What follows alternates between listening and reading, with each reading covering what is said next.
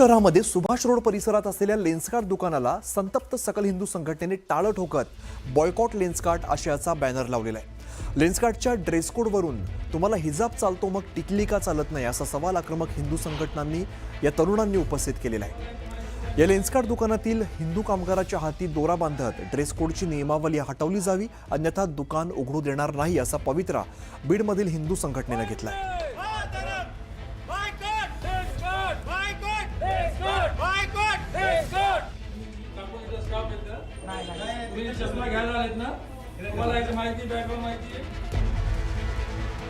पुढची मोठी बातमी आपण बघूया। तुळजाभवानी मातेला नियम डावलून 6वी सिंहासन अभिषेक पूजा घातल्याचा धक्कादायक प्रकार घडलेला आहे। तुळजाभवानी मंदिरात हा प्रकार घडलाय। तुळजाभवानी मातेच्या मूर्तीची झीज रोखण्यासाठी रोज सकाळी 5 सिंहासन पूजा आणि संध्याकाळी केवळ 2 सिंहासन पूजा घालण्याचा नियम आहे। दरम्यान 3 सुरक्षा रक्षक आणि 3 सहाय्यक सुरक्षा निरीक्षक 3 धार्मिक व्यवस्था बघणाऱ्या अधिकारी कर्मचाऱ्यांच्या उपस्थितीत हा प्रकार घडल्यामुळे एकच खळबळ माजली आहे। या प्रकरणी पूजा घालणाऱ्या पुजाऱ्यास 5 वर्ष मंदिर प्रवेश बंदी आणि खासगी सुरक्षा रक्षक कंपनीस 1 लाख रुपयांचा दंड ठोठावण्यात आलाय। घडलेल्या प्रकारामुळे मंदिर संस्थांच्या सुरक्षा व्यवस्थेचे वाभाडे निघालेत। तुळजाभवानी मातेची मूर्तीची झीज रोखण्यासाठी पुरातत्व विभागाने सुचवलेल्या उपाययोजनांवरती तुळजाभवानी मातेची अभिषेक पूजा तसंच सिंहासन पूजेच्या संख्येवरती मंदिर संस्थांनी निर्बंध घातलेले आहेत आणि गेल्या अनेक वर्षांपासून सिंहासन पूजेच्या संख्येवरती निर्बंध अगदी काटेकोरपणे पाळण्यात येत आहेत। मात्र मंगळवारी 21 एप्रिल रोजी मंदिर संस्थांच्या सुरक्षा यंत्रणेतील दुर्लक्षाने धर्मदाय आयुक्ताच्या आदेशाचं उल्लंघन झालं। त्यामुळे मंदिर संस्थांनीही याची तक्रार प्राप्त झाल्यानंतर पुजाऱ्यास 5 वर्ष मंदिर प्रवेश बंदी आणि सुरक्षा कंपनीस 1 लाख रुपयांचा दंड ठोठावला आहे।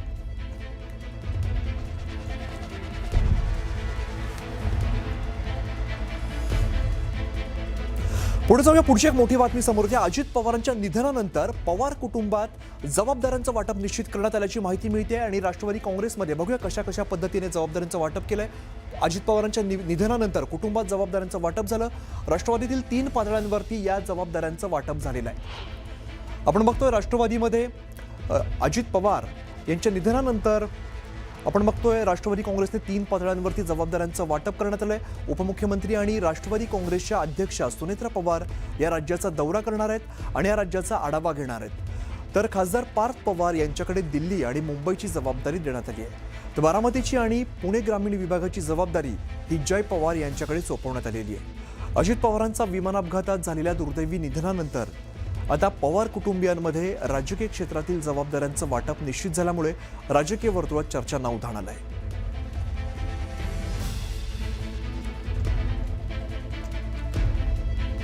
पुढची बातमी बघूया। अमोल मिटकरींनी बारामतीमध्ये विद्या प्रतिष्ठान इमारतीजवळ केलेल्या एका अघोरी पूजेसंबंधी एक पोस्ट केलेली आहे आणि यामध्ये त्यांनी बारामतीमध्ये फिरणाऱ्या काही व्हायरल व्हिडिओवरती भाष्य केलंय।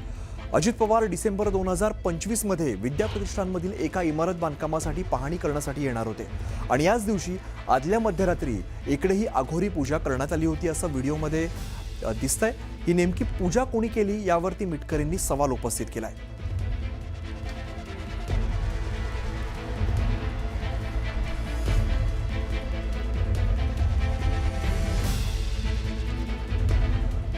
पुढची बातमी आपण बघूया। विधान परिषदेच्या जागांसाठी भाजपकडून यादी दिल्लीच्या नेतृत्वाला पाठवण्यात आलेली आहे। काय नेमकं घडतंय आपण एकदा बघूया। परिषदेसाठीची भाजपाची यादी आता केंद्रीय नेतृत्वाकडे पाठवली जाणार आहे आणि भाजपाच्या केंद्रीय नेतृत्वाकडे 30 जणांची यादी पाठवण्यात आलेली आहे। या 30 जणांच्यात कोणाकोणाची नावं ते पाहणं महत्त्वाचं असणार आहे। संघटनेत काम करणाऱ्यांना संधी मिळणार असं सूत्रांकडून सांगितलं जात आहे। विधान परिषदेच्या निवडणुकीसाठी संघटनेत काम करणाऱ्या आणि नव्या चेहऱ्यांना संधी देण्याचा भाजपाच्या कोर कमिटीच्या बैठकीत निर्णय झालेला आहे। विधान परिषदेच्या पोटनिवडणुकीसाठी प्रज्ञा सातव यांच्या नावावरती जवळपास शिक्कामोर्तब झाल्याची सूत्रांची माहिती आहे। न्यूज 18 मराठीला या सूत्रांनी माहिती दिली आहे।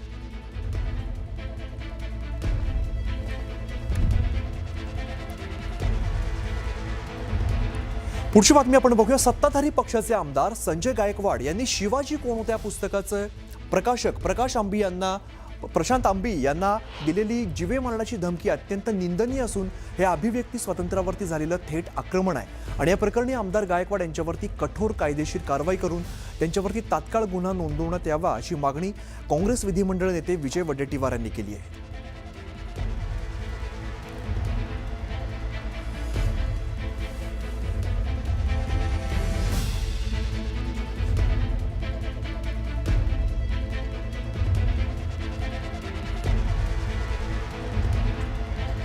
तर शिवसेनेचे आमदार संजय गायकवाड पुन्हा एकदा वादात सापडलेले आहेत. शिवाजी कोण होता या पुस्तकाच्या शीर्षकावरून शिवसेना आमदार संजय गायकवाडांनी पुस्तकाचे प्रकाशक प्रशांत आंबी यांना फोन करून शिवीगाळ आणि जीवे मारण्याची धमकी दिली. यालाच उत्तर म्हणून कोल्हापुरात संजय गायकवाड यांच्या धमकीला आता वाचन उपक्रमाच्या माध्यमातून उत्तर देण्यात येणार आहे आणि कोल्हापुरातील कॉम्रेड पानसरे यांच्या स्मृतीस्थळी हा वाचन उपक्रम घेतला जातोय. संध्याकाळी 6 वाजता या वाचन उपक्रमाला सुरुवात होणार आहे.